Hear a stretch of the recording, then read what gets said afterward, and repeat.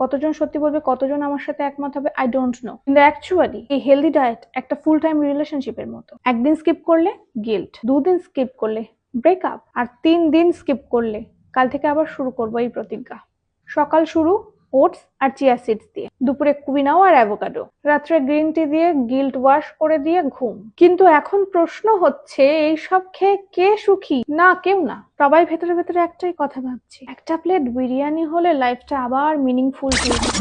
তারপর 3 দিন পরেই আমি নিজে ফ্রিজের সামনে দাঁড়িয়ে আছি, হেলদি ফুড বলতে বলতে বিরিয়ানির স্মেল নিয়ে নিজেই মেন্টাল হয়ে গেছি। হেলদি ডায়েট মানে এখন একটা ট্র্যাপ। আজ ওটস, কাল ডিটক্স ওয়াটার, পরশু ইন্টারমিটেন্ট ফাস্টিং,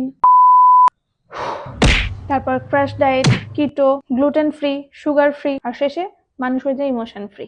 কেউ জিমে গিয়ে সেলফি তুলে বলে গ্রাইন্ড নেভার স্টপস, আর ঘরে ফিরে বলে oh God I am starving. Reality হলো আমরা বাঁচার জন্য খাচ্ছি না, আমরা প্রুফ দেওয়ার জন্য খাচ্ছি যে আমরা হেলদি লাইফস্টাইল ফলো করি। আর সোসাইটিও কম না। তুমি বার্গার খেলে বলবে এই দেখো ফ্যাটি, তুমি স্যালাড খেলে বলবে খুব ডায়েট, বিশাল হেলথ কনসাস হয়েছে। তুমি একদিন মিষ্টি খেয়ে ফেললেই বলবে আরে ডায়েট ফেল হয়ে গেল নাকি। তাহলে বলো মানুষ এক্স্যাক্টলি কি খাবে?